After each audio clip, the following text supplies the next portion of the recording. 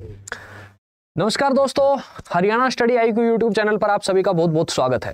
और मेरे पीछे आपको थंबनेल नजर आ रहा होगा दैट एचएस 2025 के लिए that what are the important topics to qualify the prelims. कि चाहे प्रीलिम्स हो या फिर आप मेंस के लिए भी आपके जो टॉपिक होंगे यही होंगे, बट इवन देन मेंस में आपका जो एग्जाम है वो आपका एक ऑप्शनल ऐड हो जाएगा और प्लस आपका हिंदी और इंग्लिश ऐड हो जाएगा। अदरवाइज जो जीएस का सेक्शन है उस जीएस के सेक्शन के लिए यही टॉपिक हैं जो आपके लिए इंपॉर्टेंट रहेंगे। तो देखो, कहने का अर्थ ये है कि सबसे पहला सवाल ये है कि हरियाणा सिविल सर्विसेज का जो नोटिफिकेशन है वो नोटिफिकेशन कब तक आएगा। तो इसका जो जवाब है, सही जवाब है, वो सही जवाब ये है कि नोटिफिकेशन आज रात को भी आ सकता है, नोटिफिकेशन कल भी आ सकता है, नोटिफिकेशन हो सकता है 1 महीने बाद आए, 2 महीने बाद आए, बट डैम श्योर मान के चलिए आप कि एग्जाम जो है वो कंडक्ट अगले 2-3 महीने में आपको नोटिफिकेशन दिख जाएगा और एग्जाम आपका जो प्रीलिम्स है वो मोस्ट प्रोबेबली इस साल आपका हो जाएगा। और अगर हम बात करते हैं कि जब नोटिफिकेशन आएगा तब आप तैयारी शुरू करेंगे, तो मैं आपको एक बात बता देता हूं, ये एग्जाम क्रैक नहीं होगा। बिकॉज कारण क्या है, रीजन क्या है कि इसके एग्जाम का जो नेचर है, इसका जो सिलेबस है वो इस तरीके का है कि आपको 8, 7, 10 महीने की तैयारी, एकदम आपको क्वालिटी टाइम आपको स्पेंड करना पड़ेगा। तो आज हमारा जो डिस्कशन है वो डिस्कशन इसलिए है कि जो इंपॉर्टेंट टॉपिक्स हैं वो क्या क्या हैं। बिकॉज जब आप किसी सब्जेक्ट को पढ़ते हैं तो उसमें आप ये देखते हैं कि पीछे सवाल कहां से पूछे गए हैं, कौन कौन सा दायरा है जहां से सवाल पूछे जा सकते हैं और क्या आपकी प्रायोरिटी लिस्ट है कि आपको प्रायोरिटी में क्या क्या रखना है। तो वो जो टॉपिक है वो मैं आप लोगों के साथ साझा करूंगा, शेयर करूंगा। देखिए, अगर मैं सबसे पहले बात करता हूं तो इस एग्जाम के जो कोर सब्जेक्ट है वो कोर सब्जेक्ट क्या है? हिस्ट्री, ज्योग्राफी, पॉलिटी, साइंस और इकोनॉमिक्स, इंडियन इकोनॉमी, ये इसके कोर सब्जेक्ट हैं। अदर देन दैट अगर आप कहेंगे तो एक टॉपिक और है, दैट इज हरियाणा जीके। तो जब आपका नोटिफिकेशन आ जाए तब इसको पढ़ लेना, बिकॉज 5 से 6 क्वेश्चन आपके प्रीलिम्स में आएंगे। ठीक है, तो प्रीलिम्स में 5 से 6 क्वेश्चन आपके हरियाणा जीके के at that point of time आप पढ़ना शुरू करेंगे तो भी आपके कवर हो जाएंगे। अब टॉपिक बचते हैं आपके पास ये हिस्ट्री, ज्योग्राफी, पॉलिटी, साइंस और इकोनॉमी। अब देखो, अब हम सब्जेक्ट वाइज डिस्कस करेंगे। सबसे पहले हम डिस्कस करते हैं पॉलिटी के बारे में कि पॉलिटी में जनरली ये हम सुनते हैं कि हम अगर हमें एग्जाम पॉलिटी पढ़नी है तो पॉलिटी के लिए क्या पढ़ लें? लक्ष्मीकांत पढ़ लें। अब आप एक बात बताओ, कुछ लक्ष्मीकांत की जो बुक है वो इतनी मोटी किताब है, तो आपको पूरी किताब नहीं पढ़नी है, नो नीड। आपको वो दायरा ढूंढना है जहां से पहले सवाल आए हैं। तो सवाल कहां से आए हैं? Preamble and the making of the constitution, जो शुरुआत के चैप्टर है, union and territories, citizenship, fundamental rights, DPSP और जितने भी इंपॉर्टेंट अमेंडमेंट्स हैं, जो जो अब तक इंपॉर्टेंट अमेंडमेंट हुए हैं वो इंपॉर्टेंट अमेंडमेंट्स। तो ये आप स्क्रीनशॉट लेते रहेंगे मेरे साथ साथ या फिर आप लिखते रहेंगे। तो पॉलिटी के लिए ये जो टॉपिक आपको दिखाई दे रहे हैं, इसके अलावा जुडिशरी और पार्लियामेंट, ये पार्लियामेंट मैंने अलग कलर से लिखा है। रीजन क्या है, कारण क्या है कि ये पार्लियामेंट आपको पूरा डिटेल में पढ़ना है। यहां से आपके बहुत सारे क्वेश्चन, आपको 4-5 क्वेश्चन आपको यहां से देखने को मिल जाएंगे। Centre and the state legislature, election and the other constitutional bodies. Election commission of India जो है वो हमेशा ही इंपॉर्टेंट रहता है और उसके अलावा कुछ कॉन्स्टिट्यूशनल बॉडीज हैं जो कि करंट में हो, ठीक है, जहां पर कुछ रिसेंट अमेंडमेंट हुए हो, कुछ और रिसेंट उनकी प्लानिंग के बारे में कुछ डिस्कशन किया गया हो या और कोई चीज उनके बारे में रिसेंटली न्यूज में हो, तो उसका वहां से सवाल पूछे जाने का जो केस है वो ज्यादा बढ़ जाता है। And other than that local government, it is one of the most important. चाहे पंचायती राज सिस्टम हो, चाहे आपकी म्युनिसिपलिटीज हो, 73rd 74th कॉन्स्टिट्यूशनल अमेंडमेंट है, वो आपको पूरे का पूरा डिस्कस करना है। जितनी भी उसमें कमेटी है, बलवंत राय मेहता कमेटी है और जो भी कमेटी है वो सारी की सारी कमेटी आपको इसमें डिस्कस करनी है। तो पॉलिटी के लिए आप स्क्रीनशॉट ले लेना साथ के साथ। ये जो दो स्लाइड पे मैंने जो टॉपिक लिखे हैं, केवल आपको यही टॉपिक पढ़ने हैं, 11 टॉपिक। अदरवाइज आपको पॉलिटी का मान के चलिए 80-90% आपका सिलेबस इसमें कवर अप हो जाएगा। उसके बाद अपना सब्जेक्ट ज्योग्राफी, अगर इसकी बात करते हैं तो as being a student of geography मैं आपको यहां पर बता दूं कि इंडियन ज्योग्राफी में आपकी जो सबसे ज्यादा वेटेज है वो यहां पर रिवर्स, लेक्स, डैम्स और पोर्ट्स, यहां से आपको क्वेश्चन मिलेगा ही मिलेगा। ठीक है, अदर देन दैट इसमें एक चीज और, एक ना इंडियन ज्योग्राफी जब आप पढ़ते हैं तो उसमें फिजिकल ज्योग्राफी में आते हैं पासेज, दर्रे जो होते हैं वो। उसके अलावा रिसोर्सेज में वाटर, सीबेड माइनिंग, तो दोनों ही टॉपिक इंपॉर्टेंट हो जाते हैं। इसका जो सोर्स है वो 11th और 12th क्लास के एनसीईआरटी है, उसके अलावा कुछ नहीं है। 11th क्लास की दोनों एनसीईआरटी और 12th क्लास की दोनों एनसीईआरटी। एग्रीकल्चर की जब हम बात करते हैं तो एग्रीकल्चर अगेन इंपॉर्टेंट टॉपिक है, लैटिट्यूड एंड लॉन्जिट्यूड और नेचुरल वेजिटेशन। उसके अलावा सॉइल्स, क्लाइमेट, क्लाइमेटोलॉजी और ओशिनोग्राफी। क्लाइमेटोलॉजी से आपका एक दो क्वेश्चन जरूर से जरूर मिलेंगे और एक दो क्वेश्चन आपके ओशिनोग्राफी से जरूर मिलेंगे। And other than world geography में केवल वो टॉपिक डिस्कस कर लेना जो प्लेसेस इन न्यूज हो, जो कि रिसेंटली किसी कोई ऐसा पर्टिकुलर प्लेस हो जो कि न्यूज में हो, तो वो आपके करंट अफेयर के साथ साथ क्या हो जाएगा, कवर अप हो जाएगा। यही टॉपिक आपको ज्योग्राफी में पढ़ने हैं, ठीक है। As being a student of geography यही से आपका सवाल आएगा, आप जस्ट इसको जो है इन टॉपिक्स को आप डिटेल में डिस्कस कर लेंगे। तो इसका स्क्रीनशॉट ले लेंगे या अपनी नोटबुक में साथ के साथ लिख लेंगे। उसके अलावा जब हम मॉडर्न इंडिया की बात करते हैं, सो मॉडर्न इंडिया हिस्ट्री के क्वेश्चन अच्छे खासे क्वेश्चन पूछे जाते हैं।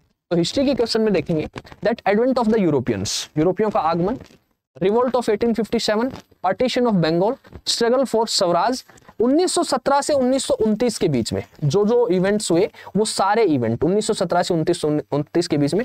तो इनको ऐसे ही पार्टली डिवाइड करके पढ़ना है कि हाँ ये टॉपिक पढ़ लिया टिक कर दिया, हाँ ये टॉपिक पढ़ लिया टिक कर दिया।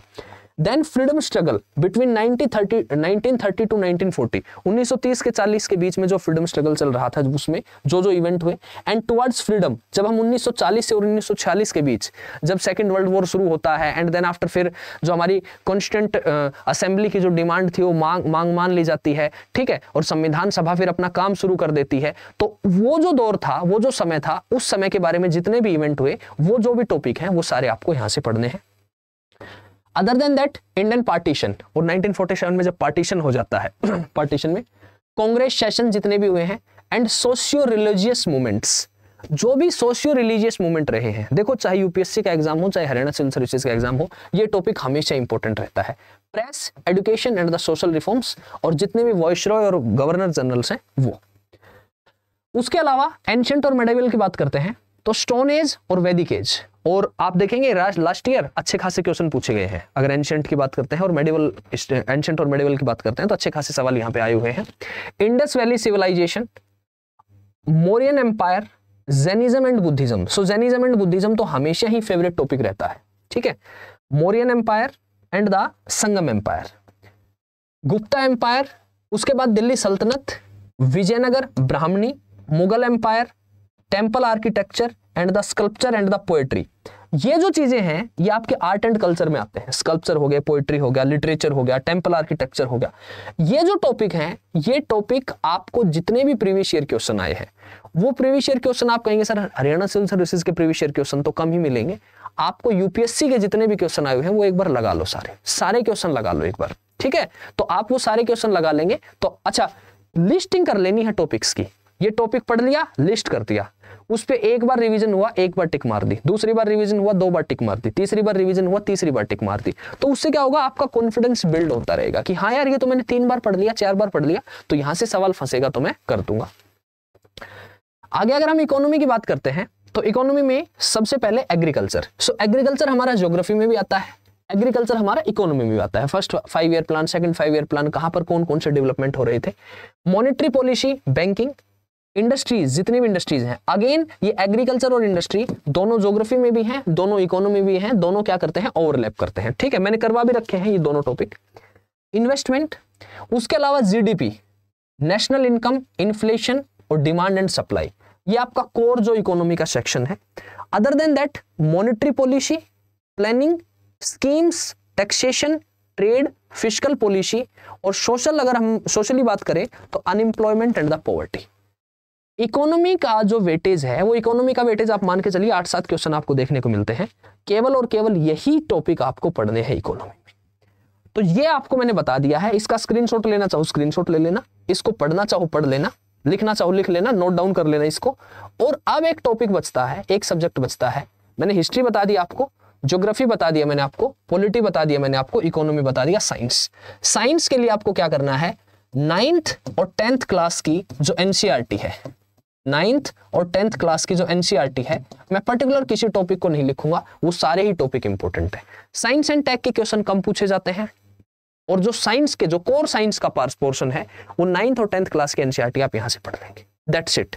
इसके अलावा अगर आप इतना सिलेबस जो है, इस सिलेबस को आपके एग्जाम से पहले 4-5 बार रिवाइज कर लेते हैं, 4-5 बार मैं कम बोल रहा हूं, रिवीजन और ज्यादा होना चाहिए, रीड लेस रिवाइज मोर। और अक्सर मैं कहता रहता हूं you should be very particular in choice of your study material. आपको स्टडी मटेरियल बहुत लिमिटेड रखना है, उसको बार बार रिवाइज करते जाना है।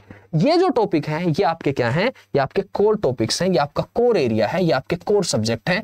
अगर ये टॉपिक हैं और ये जो टॉपिक मैंने बताए हैं ये सब्जेक्ट में, इस पर आपकी कमांड है, सो जस्ट रिलैक्स, केवल और केवल रिवीजन करो, केवल और केवल प्रीवियस ईयर के क्वेश्चन लगाओ और हैबिट में डाल लो दो चीजें कि रोजाना आप लगभग, अभी आपका नोटिफिकेशन नहीं आया है, लगभग 40-50 क्वेश्चन आप रैंडम लगाओ प्रीवियस ईयर क्वेश्चन के, MCQs, multiple choice questions.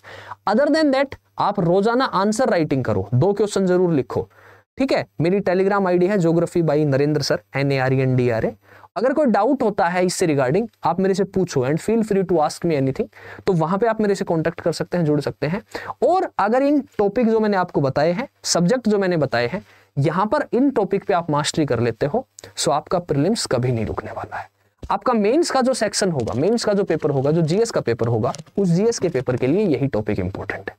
Other than that अगर आप लोग चाहते हैं कि ये जो टॉपिक हैं ये हमारे बहुत जल्दी हम इनको फिनिश ऑफ कर लें एंड फिनिश ऑफ करके हम बार बार अपना रिवीजन करें और 3-4 बार हमारा रिवीजन हो जाए अच्छे तरीके से, और ये टॉपिक लिखना तो बड़ा आसान है, लेकिन जब आप ये सारे टॉपिक पढ़ेंगे तो ह्यूमन नेचर, ह्यूमन माइंड है और आपको सारी चीजें समझ में नहीं आएंगी। सारी चीजें समझ में नहीं आएंगी तो आप YouTube पे सर्च करेंगे, YouTube पे आपको 100 वीडियो मिलेंगी। अब आप फिल्टर नहीं कर पा रहे हैं कि क्या ठीक है और क्या गलत है, आपको पता नहीं है कि कौन कितने अच्छे तरीके से बता पा रहा है, नहीं बता पा रहा है। तो उन सभी चीजों के समाधान के लिए कि आपको कोई डाउट है, आपको कोई चीज समझ में नहीं आ रही है और आपको एक पर्सनल मेंटोर, एक पर्सनल गाइड जो दिया जाए, उन सभी चीजों के समाधान के लिए आपको क्या करना है कि आपको सिंपली गूगल ओपन करना है। जब आप गूगल ओपन करेंगे तो यहां सर्च करना है आपको स्टडी IQ, सबसे पहले लिंक पर जाना है और सबसे पहले लिंक पे जाके स्क्रॉल करना है। जैसे ही थोड़ा सा स्क्रॉल करेंगे, थोड़ा सा स्क्रॉल करके नीचे आएंगे, यहां पर आपको क्या दिखाई देगा, state PCS live. Explore courses में जाएंगे तो आपको यहां थोड़ा सा स्क्रॉल करेंगे और यहां स्क्रॉल करेंगे तो हरियाणा सिविल सर्विसेज का बैच दिखाई दे जाएगा। ये जो बैच है, इस बैच में आपको प्राइस दिख रहा है 14,999। तो ये जो डिस्काउंट है ये आपका 31 मार्च तक वैलिड रहेगा। सो आपको क्या करना है, बाय नाउ करना है। तो बाय नाउ करेंगे तो आपको 14,999 प्राइस है, बट आपको पे नहीं करना है। ये मैं बताऊंगा आपको कितना पे करना है। उससे पहले आप ये देखो इस बैच में क्या मिल रहा है आपको, 1000 आवर्स की लाइव क्लासेस, 1000 घंटे तक टीचर आपके साथ रहेंगे। 1-to-1 मेंटोरशिप, यानी कि आपको एक मेंटोर दिया जाएगा। आंसर राइटिंग प्रोग्राम, जो मैंने आपको बताया one of the most important thing.